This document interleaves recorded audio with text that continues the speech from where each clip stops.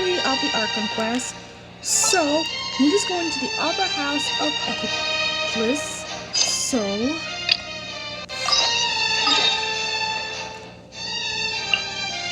let's see. Well, Fountain's atmosphere, water veins, and land all contain special energy known as pneuma and so let's enter this Nivelet's office.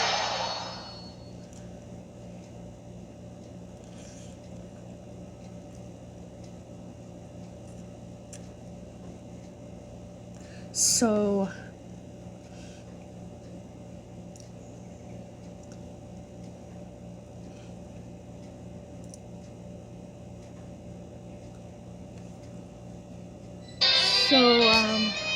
let's go to Neverlet's office.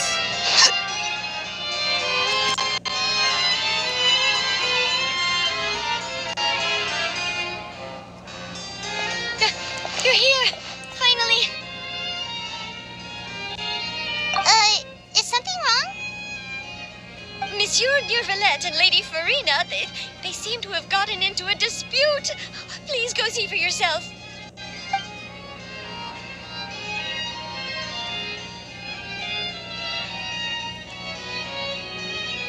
Like I said, I've already explained everything.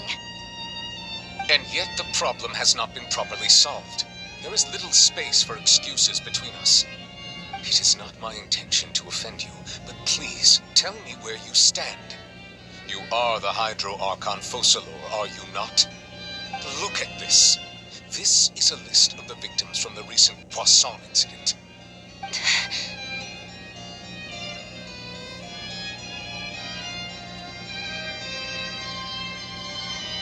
You mean they're all... In the Primordial Sea. They've been We did not arrive in time to avert this disaster, and I will not have it happen again. I will say this once more. You must tell me everything you know. Yesterday, I found 3 stone slates in some ancient ruins near Poisson. Do you know anything about those? Seriously? You're questioning me like this is a court case now. I don't know anything about that. But you found them in some ancient ruins, you say? That's correct, which is why I came to ask you some questions. There should have been 4 slates, but one of them was missing. The other 3 feature different images that seem to correlate to the prophecy. The prophecy? The second of these slates depicts the previous Hydro Archon Egeria kneeling before a floating island in the sky, as if confessing something. Do you know nothing of this either? I don't. I've never seen such slates. I'll ask you again. Do you really have no information regarding the previous Archon? My deciphering of the slates indicates that the Hydro Archon Egeria once had to confess to, or apologize for, a certain sin. If anyone would know about it, it should be you. All gods don't have the same secrets, you know. She was herself and I'm me. Is it really so strange that I know nothing? I understand your concerns, but I'm sorry. I just don't have anything to tell you.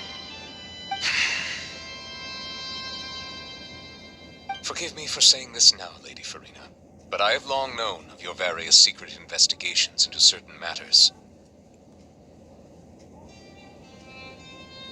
There are several indications that you have been investigating the prophecy on the sly.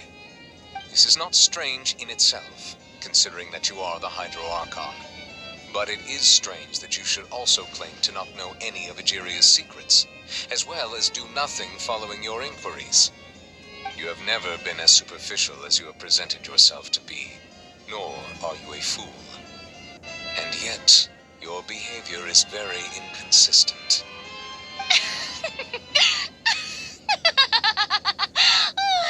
So you've been watching me all this time, have you? I didn't think you were that type. You... Well, since you know about my secret investigations, then you should know I'm actually working to take care of it. There's no point questioning or suspecting me. You're the Eudix, but you're still my subordinate. You should be following my lead. Just trust in me, your archon, and do as I say. Never mind whether you can truly convince yourself to or not. It'll all turn out fine. That's all I have to say. We do not discuss this matter again. But Verena, the prophecy, the people. Oh, the opera's about to start. Toodles! But Lady Verena, what about the people who dissolve? But what about the people who dissolve in the primordial sea? And what about everything? And did Farina not notice us standing by the door? Wonder what's up with her. She was smiling. She didn't seem in the mood to care if we were listening in or not. But what about the prophet? But Lady Verena did know about the prophecy, but Nicolette wants me to know Verena knows about the prophecy, and all the people who dissolve in Poisson have dissolved in the primordial sea in Poisson, including Silver and Melos, and all the other people. She seems to deliberately hiding something. I assume you've been outside for a while now? Oh, you noticed. Seems Farina didn't even realize we were here. She was in a great panic, though I cannot discern the reason. Our discussion reached impasses time and again, a state of affairs that we cannot allow to continue. Still, I do not understand. Dialogue is the basis for understanding, so why did she keep refusing to engage? I'm afraid questions alone might not suffice. We need to make her understand how dire the situation actually is. Everyone in her inner circle has noticed that she is hiding some secret. The issue is her attitude. I fear that she will not reveal anything unless absolutely forced to. We may have to create a situation in which she will have no choice but to speak. Oh? Like what? Normally, people will only reveal the truth when standing trial. Perhaps we must have the Hydro Archon experience just such a scenario. But Farina's seen so many trials, and she's really good at dodging questions. How do we make sure that she won't just slip away at the first chance she gets? We will need to consider this thoroughly, join forces with various parties, and then do what we can. If at all possible, I would prefer to recuse myself from this affair, but we must prevent the prophecy from coming to pass. This may be cruel to her, but all Fontaine is in crisis. The information a god possesses is too precious, and so we must take a chance on this. In that case, we will need help. But who will lend us their aid to do such a thing? Oh, I think I know who to call.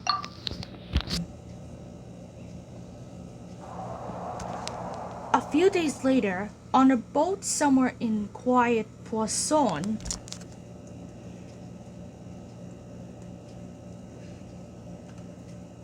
so maybe Mona, Risley, or Lynette, or anyone. There could be some people we met. So I bet there's someone.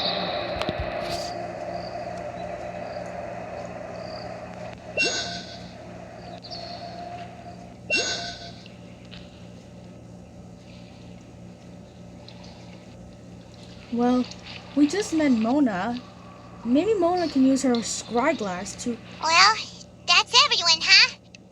Speaking of which, it was pretty smart of you to think of hiding here. Poisson was just involved in a disaster, so it's presently devoid of people. That naturally makes it the best choice. And here you are drinking tea like it's the most natural thing in the world, huh? That's what family should do. sit and enjoy a leisurely time together. It's nice to enjoy tea here, you know. Care for a cup? Lend me your ears, everyone. Or perhaps one of you might like to start us off. How about you, friend? Me? No, I don't think I can. Then, how about you, good sir? I fear that I will cause the mood on this boat to become as somber as it is in court. Well then, I guess we're lucky we've got a local like me to organize things. Wonderful, the spotlight at last. I guess I'll be facilitating things from here. That was a little long-winded, don't you think? Oh, you might be right. Anyway, to cut to the chase, our friend here, the Traveler, has brought us together to discuss something. As for what that is, well, let's start by saying that we'll be pooling our efforts together to create a series of traps. Oh, how intriguing. Well, it's just an expression, really. One that I just learned from Chlorand, and used on the spot. So, let's invite her to explain in detail. A round of applause, please.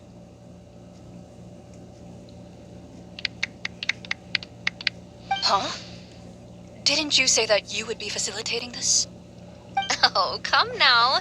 Your work doesn't involve much public speaking, right? This is a good chance to practice. You might even pick up some fancy oratory tricks to impress your boss with in the future. I see. And what does my boss say? He is glad that you consider him your boss. Do go on.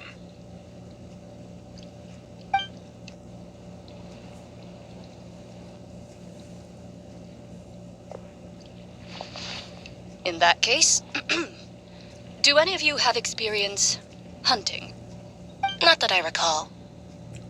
Fremine and I once used a wooden stick in a basket to catch wild rabbits when we were younger. As for Lynette, oh, right. You were sick that day, weren't you?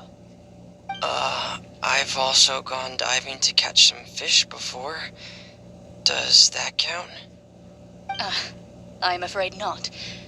You may or may not have heard, but Fontaine once played host to a group known as the Marechaussee Hunters. Though that was their name, they did not hunt animals, but rather various monsters left behind by the ancient dynasty of King Remus. Today, Fontaine's monster population has already thinned greatly, so the hunters have blended back into society, taking up arms in other lines of work. They even left a unique methodology of hunting in their wake. A trap comprises of the following components: bait, a trigger, and a containment device. Sometimes a lethal implement will also be necessary to deal with the prey. So, if we were to build a trap together, right now, what would you choose to build it with? For me, I would prefer something basket-shaped. Pigeons and rabbits will see the bait and naturally enter the snare. Our line of work requires a deft hand, and we're some of the best in the industry, so you can count on our techniques. You used some of those techniques while moving the people of Poisson, didn't you? My subordinates mentioned that you even performed some magic for the bawling children. Yes, and I even managed to gather some intelligence in the meantime. I'm quite the multitasker if I do say so myself. I'm afraid I can't claim that as my strong suit. I prefer more stable methods, like placing bait in the water and waiting for the fish to come within reach. That's the kind of method I would count on. Calm and steady. Exactly the kind of person who would catch loads of fish. And I can be their assistant. With discretion, I'm sure. I'd probably use some sort of mechanical animal. Papa once bought me some small clockwork squirrels, mice, and such. When placed in the forest, they can attract others of their kind. I remember that you liked those too, didn't you? I did. And that would be a good way to go about it. If they're realistic enough, Animals of the same kind will follow them all the way to the trap. What about you, Monsieur Neuvillette? I fear I do not have any related experience. That makes sense. You usually solve problems directly, without the use of any such tricks. But I do have one more question for you, Monsieur. If we were to create a trap now, how would you design it? I would like for it to be effective, but bring no harm to the prey. A more gentle trap would be ideal. Kind, as always. However, our intention doesn't necessarily change the containment device and the type of implement we need. If we wanted to kill the prey in one strike, we would need a powerful implement. However, that also goes for prey that must be captured and safely contained. Wait, why is that? Only a hunter who's a true expert at subduing their prey can snare it without harming it. The line that divides life and death is often exceedingly thin. So are we going hunting together? Huh. We hadn't thought of seeing ourselves as hunters. It kinda works, but maybe it's still not the best metaphor. If our means of capturing and dealing with our prey is to put them on trial, then the hunting metaphor is actually quite accurate. But we shall require much more courage than any hunter to judge a god, a being whose seat is an exalted throne. That's right. Oh, so that's what's going on. Sounds very interesting. Chlorine hunting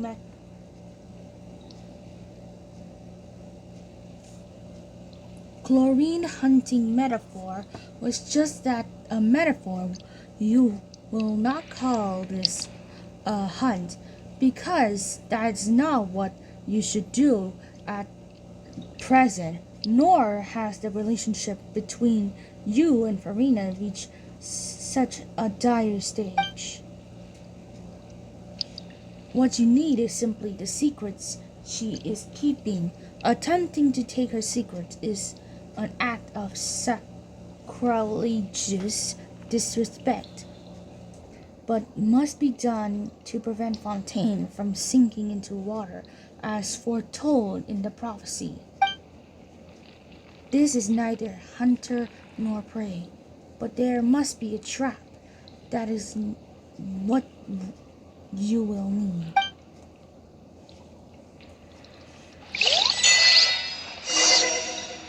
Okay then.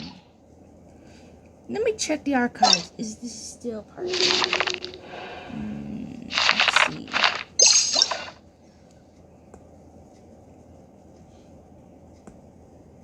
Now then, where is it? Where is it? Nope, still. No. Okay. Let's see. Claim my achievement.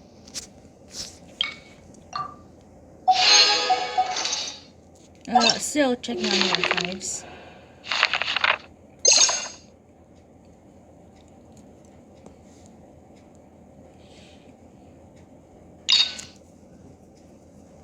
Still a no. So now then. Now where is it?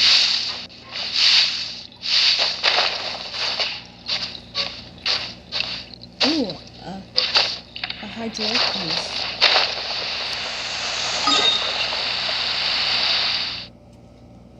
Where is it? Oh, down in the basement.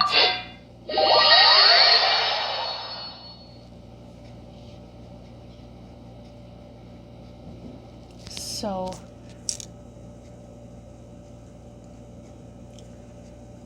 let's see.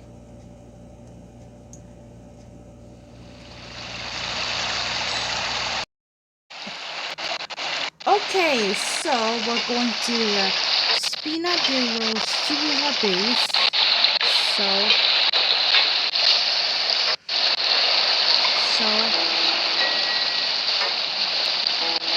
let's see. Whoa.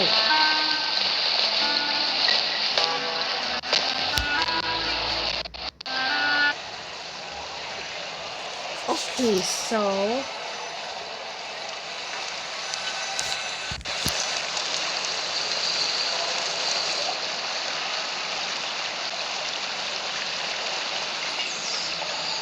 Whew. It's been a tough few days, hasn't it? So much has been happening. those meetings sure did make me hungry. Hyman didn't think the meetings would go on for so long, but everyone seemed pretty fired up, huh? Paimon thought they'd be at least a little frightened. Well, Fremine was, now that Paimon thinks about it, but everyone else just looked a little surprised. Do you feel more confident after the meeting, Paimon? Well, it's hard to say. Paimon doesn't have any experience with this sort of thing. But with you around, Paimon sure will do great. After all, you're the most reliable person in the world, aren't you? Is something wrong?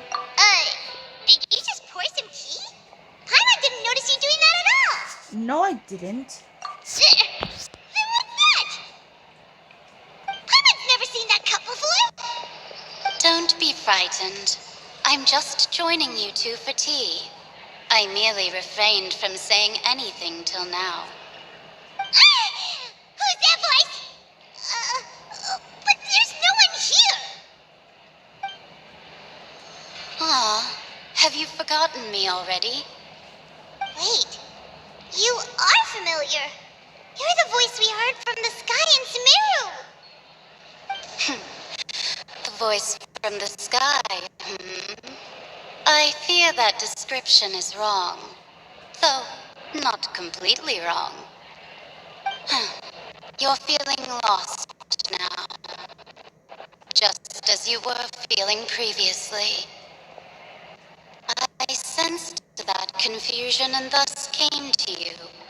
Guiding people is an irresistible hobby of mine, after all. What are you? And what do you want with us? Consider me a passerby, just accepting a commission from my friend's disciple on a whim. Friend disciple. So this is one of the friends of Mona's master. The enigmatic end of the Hudson Circle? Whatever that word is. Allow me to ask you. The prophecy. Yes, what has been prophesied will be fulfilled. You may view such things as the history of the future. What? Then is there any way we can stop it? I believe you have witnessed a failed attempt with your own eyes. Can everything in Tevat so easily be changed? Can there really be no exceptions? So you've caught on. Just as prophecies are usually only the future as seen from the perspectives of the gods, could things be happening in hidden corners where the gods' gaze does not fall? Are the things that you shall see different from the fate that the gods perceive?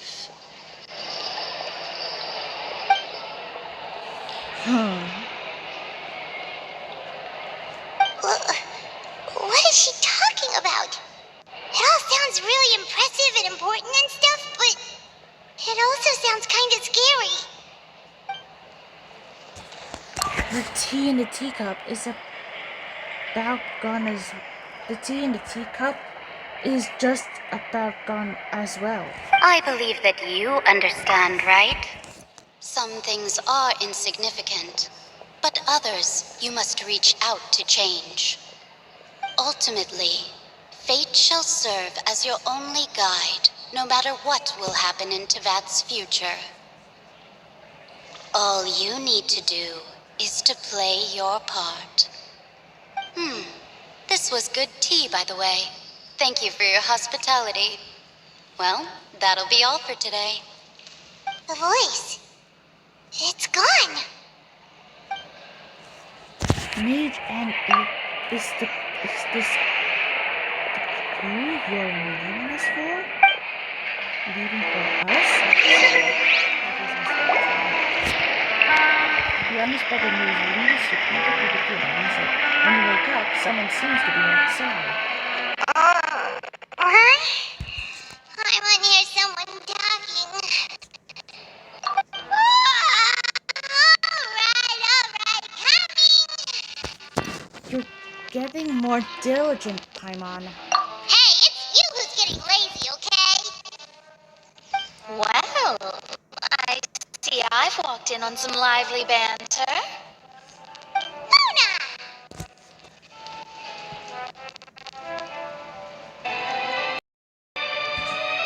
How you been these past few days?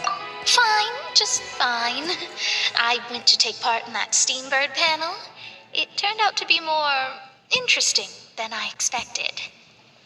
Not all Fontanians are pessimistic about this. One journalist mentioned that sitting around and waiting for the end to come would be wrong, and that they should make their own rescue preparations. I agreed, so we had a brief chat with her. Did she have pink hair by any chance? Why, yes, it was Charlotte. You remember her, right? That daredevil journalist? I'm in full support of her view. Prophecies are very important, but how can people allow their lives to be commandeered by just a few words? That's right! Paimon's glad to hear something sensible for once. Ah, yes. About what we had discussed before.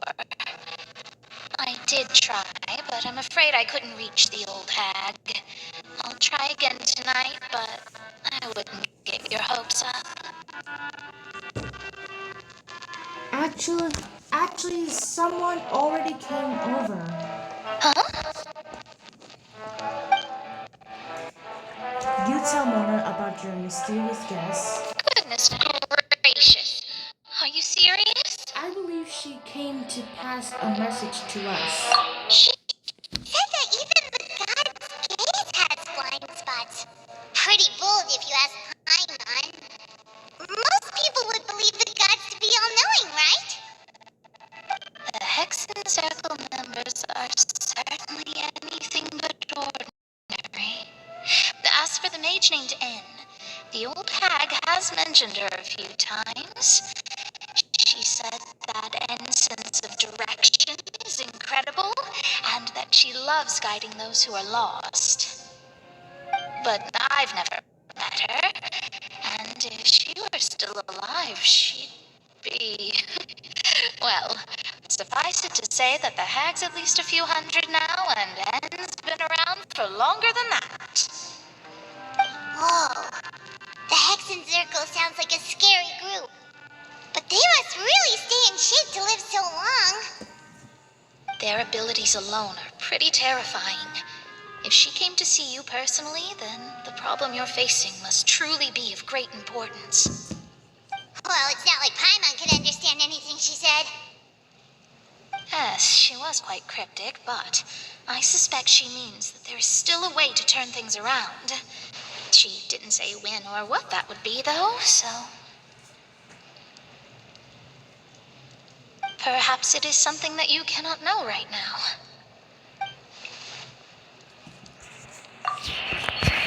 True, your words meant as a helpful hint. But when did we realize their value and meaning? Was that the best answer that my question could have gotten? Traveler, Paimon, are you two all right? Oh, we're fine. We're just a little down right now.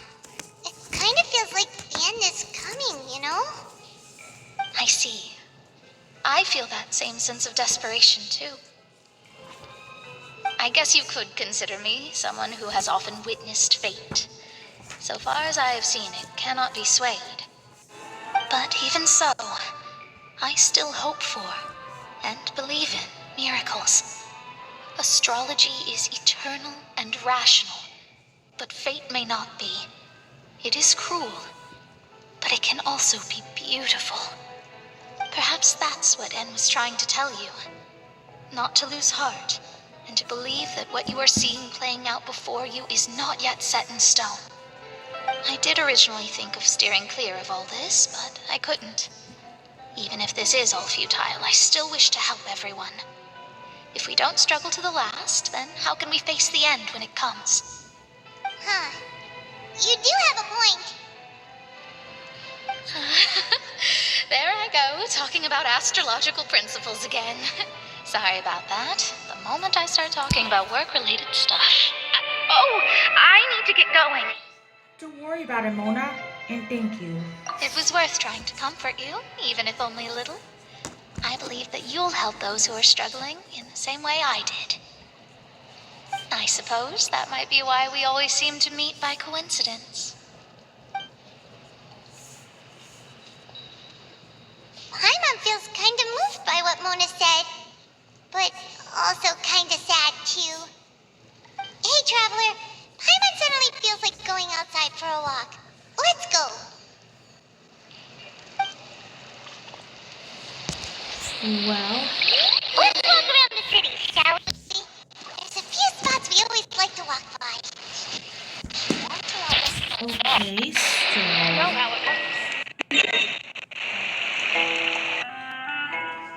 Let's see.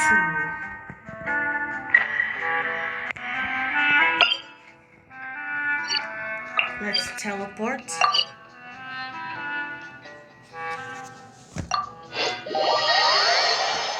And see if we can walk by a few places.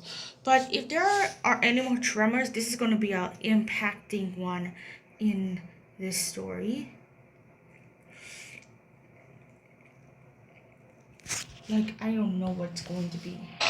Okay, so... let's see. If we go to the newsstands and have a little walk around, I'm sure our mind can take a whole seat here.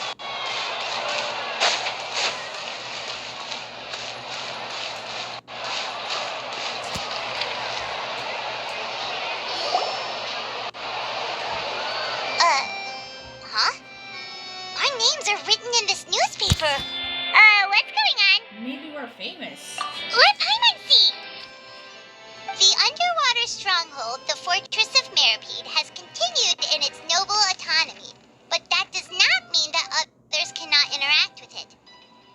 My recent attempts to enter the fortress bore little fruit. Huh. Guess Charlotte still hasn't given up on that. Thus, did an Outlander friend become the focus of this report? A blonde adventurer with their white fairy, legends trailing in their wake. It is said that this mysterious traveler once visited the underwater fortress. So while the fortress's interior remains a mystery behind closed doors, do not fear, for the tales of the traveler contain surprises in spades. Journalist Charlotte's biggest scoop yet. The Traveler's Trail, World Walker. Huh. Charlotte took so many awesome photos of us and we never even noticed her. She hasn't been able to get a hold of anything at the fortress, so since we're easier to find, she's using us as the subject matter instead? That sure seems to be the case. Seriously? Well, fine. Those headlines and photos do look cool, so Paimon will forgive her this time.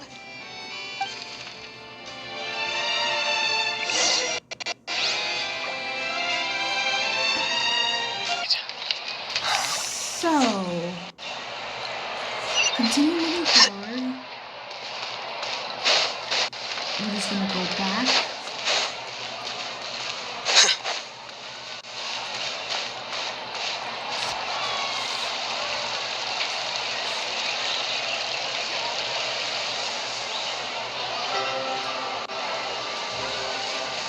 We're here! Paimon's hungry. Should we go in and get something to eat?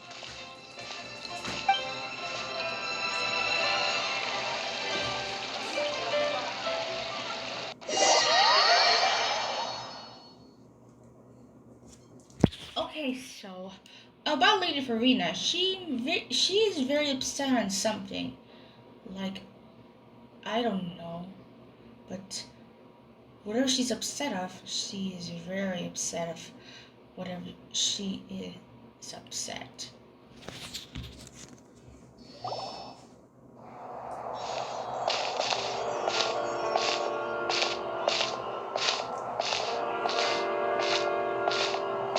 Hey, quick! Look! That's the limited edition, only 16 slices a day cake! It hasn't already sold out for the day. It was so delicious the last time we tried it. Despite the tense situation we were in, let's give it another go. I'm sure it'll be great. We can't let anyone get ahead of us. 1 slice of cake, please. Someone showed up after all. Oh, wait, you're the one from the Palais Mermonia. Oh, are you here to buy cake too?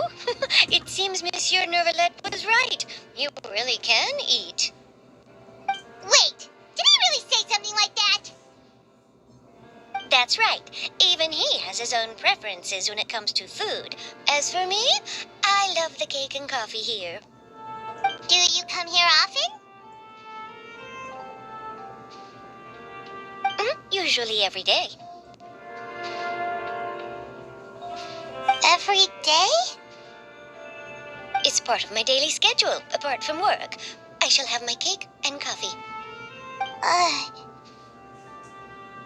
Then what if someone told you one day that this place would be closing soon, and you wouldn't get to eat cake here anymore?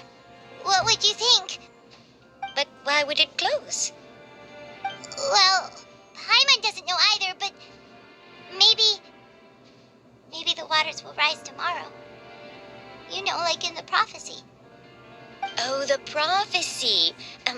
To be honest, I haven't paid much attention to that. No, still, even if there'd be no more cake tomorrow, that wouldn't keep me from having some today.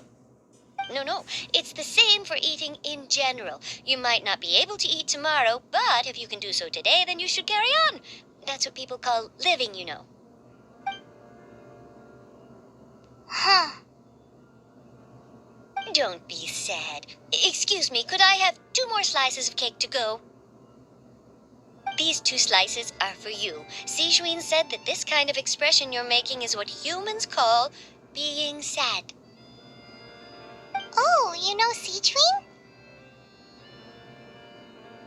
I sure do. She was born before me, and she sometimes comes to the surface to teach us things about humans. She said that humans are creatures that are saddened easily, yes, and you can only lift their spirits by feeding them delicious food. So please try the cakes here. I've got something else to do, so I'll be going now. You two try to stay in a good mood after eating, all right? Bye.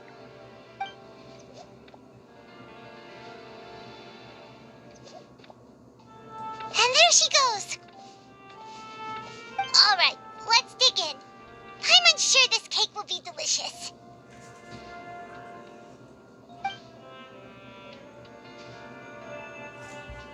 It's more delicious than last time, and the flavor gets even better with a sip of tea. It sure would be nice if we could come again tomorrow. Sure would be nice if we could always eat delicious food here. This is about Okay, so leave for Hotel Double.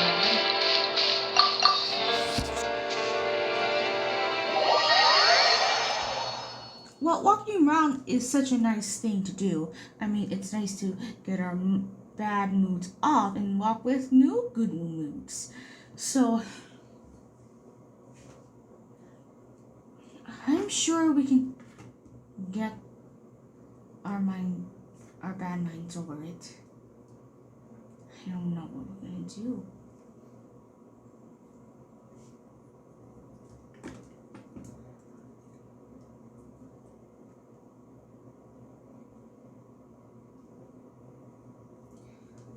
Oh, we're near the Seabird office. Let's go look for Charlotte and have a chat.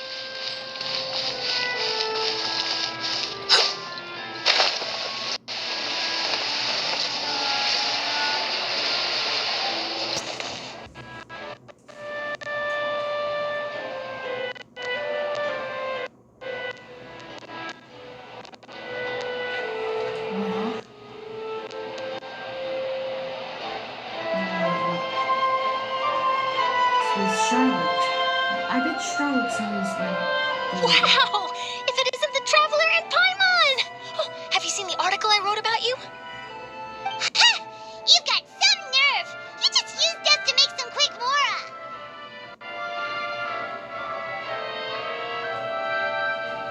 Can we negotiate a profit split? Oh, you needn't worry about that. I heard that you were in Poisson some time back, so I sent you a letter to discuss just that. It appears you didn't receive it, though. It's all right, though. I've set aside the amount intended for you. I've even set the table with some food. Really? Oh, you're the best! You're almost a little too easy to win over, Paimon. If I were a journalist with ulterior motives, you'd be in trouble now, you know. Oh, Paimon knows you're not like that. Still, what brings you here all of a sudden? Were you looking for me? When Mona mentioned you, we thought of coming to see you at work. I see. It seems you've already bumped into Mona here in Fontaine. So she mentioned me? What did she say? She said that you're a real daredevil of a journalist. Nice. In which case, can this daredevil journalist dare to request an exclusive interview with the legendary Traveler and Paimon? Huh? So your article in the paper today doesn't count? Oh, of course it doesn't. That was more like live photography. What I'd like to do is dive deeper and ask you to talk about the things you've seen and experienced. You seriously want to interview me? Yeah. Are we even qualified enough? Why not? If I say you're worth an interview, then you're worth it. But not right now, of course. I'll need a few days to prepare. Oh, in that case, we'll just chat when you have the time then? Oh, so that's a yes? Ooh, splendid! I'll tell the editor-in-chief immediately. I'll have to apply for lighting, a venue, some props, and... Whew, so much to get done now. Talk to you later. Wait, Charlotte, Paimon's still got a question for you. And what's that? If, just for example, Fontaine were to be flooded tomorrow, what would you do today? Huh, that's the prophecy you're talking about, isn't it? I mean, I do hear about it often, but I've never once thought that the day could be tomorrow. If you're seriously asking, then I might try and think of a way to leave Fontaine. Oh, but I'm still a journalist first and foremost. That means I have a duty to be reporting from the scene. And secondly, I wouldn't forsake my homeland that easily. From what I've seen, most people don't know what they'd do should the worst come to pass. In truth, it might be better just to behave like normal rather than worry over such an end. So in all likelihood, I'd probably still be prepping at the office for that interview of ours. I know what you're thinking. That sounds a bit sad, but I've always believed that it's best to do what you enjoy. Just think about it. If this nation really were to be suddenly destroyed tomorrow, but I still successfully finish an exclusive interview with a truly unique person, then the story I would wind up writing would truly be timeless. And then do you know what I'd do? Well, I'd write that story, send it for printing, and use messenger pigeons to get copies out to the various nations as soon as possible. I'm not a dreamer, nor am I a workaholic, but I do love my job, and I'd be proud of leaving such an article behind. I guess you could say that I was born to be a journalist. But anyway, that's my answer. And on that note, I'll get back to my preparations. That's so nice. All of a sudden, Paimon actually kinda envies her. Anyway, let's go and take a look at the sea, shall we?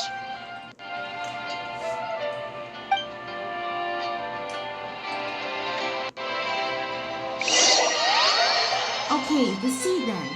Let's go to the sea.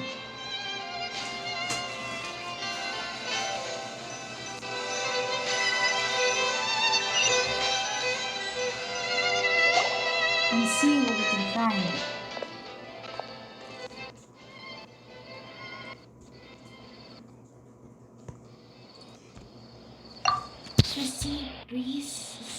scenery can be pretty soothing combo,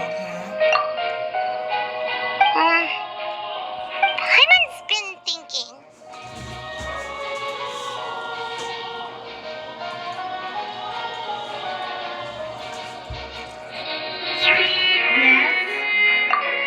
If it wasn't Fontaine, but all of Tevat that would be destroyed tomorrow, where would we go and what would we do?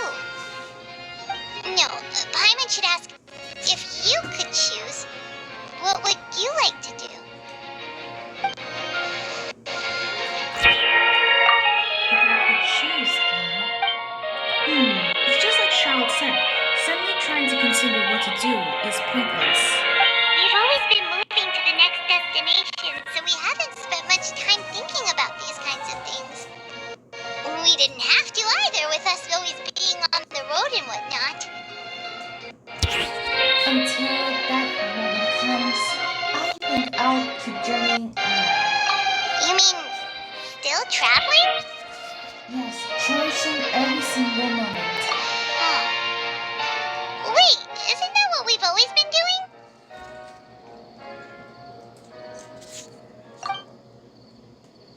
The banter goes back and forth between the two of you as time slips by.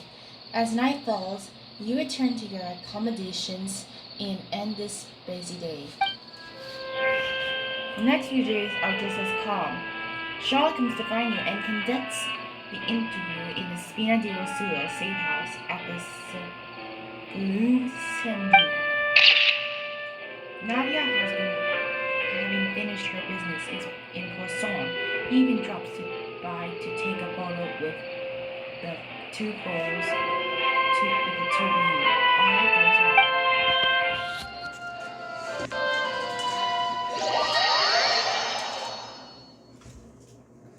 Everything is going well as our lives.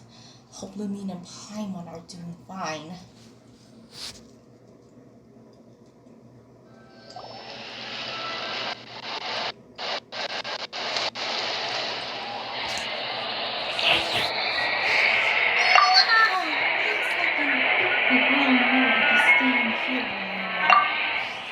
But it's still better than the Fortress of Mirapede, that's for sure. It's not only damp there, but salty too. Ah, so the two of you are still here. Wonderful. Oh, you're from the Palais Mermonia, aren't you? Yes, I'm Isadora. Monsieur Nervillet sent me to look for you two before. I heard that afterward you went to the Fortress of Merobede. So are you under the impression that we might be wanted criminals? Not at all. I'm well aware that you're friends of his. Actually, I'm here to pass along a message from him. Did something happen? Yes, inside the Opera House. The Maréchaussée Phantom has declared the incident a small-scale riot. A riot? Well, that said, I don't personally think it was that serious. Lady Farina was watching a performance at the Opera House, and while she was resting during an intermission, some other audience members suddenly started harassing her, loudly accusing her of doing nothing about the prophecy crisis. And before she could respond, others started to join in. The crowd continued to grow, and protests against the Hydro Archon started to break out. So people have started to put the blame on Farina. Guess they finally found an outlet for the pressure they've been under due to the prophecy. I agree. People will naturally rely on gods, as is customary. But the moment people feel threatened, gods are also the first to be blamed. So what happened after that? Is Farina okay? Seeing that the situation was spiraling out of control and that further argument was pointless, she claimed that she'd gotten tired of this and left in a hurry. The Marechaussee Phantom had their hands full maintaining order and did not catch where Lady Farina had gone. Only when things had stabilized did we realize that she had gone missing. So, you mean she's still missing?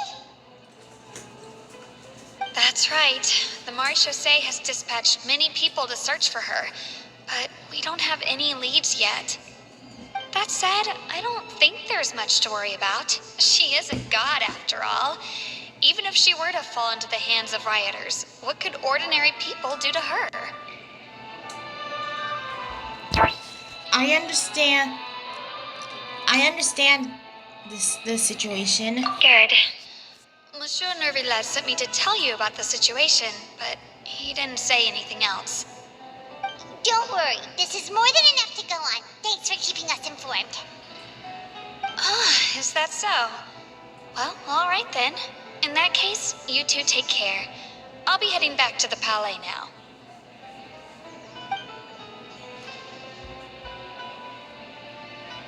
Well, sounds like we should hurry over to Poisson then. You sure caught on quickly. If we know Farina, she won't try to fix things in this situation. Instead, she'll look for a place to wait out the heat. And, as we also know, she may be loud and dramatic, but she doesn't have a heart of stone. When Nervillet was talking to her in the Palais Mermonia, and she heard about Poisson, she couldn't hide her sadness and remorse. It would be hard for her to ignore being accused by the public today. Paimon thinks Farina's probably taken the opportunity to slip away to Poisson and try to relieve the sense of guilt that she's feeling. Huh. Well, what do you think?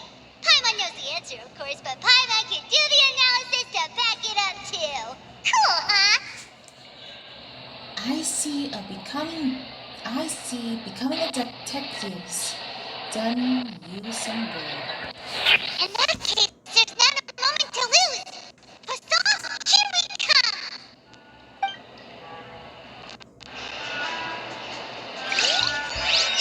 Okay, everyone, this is part 3 of the Archon quest.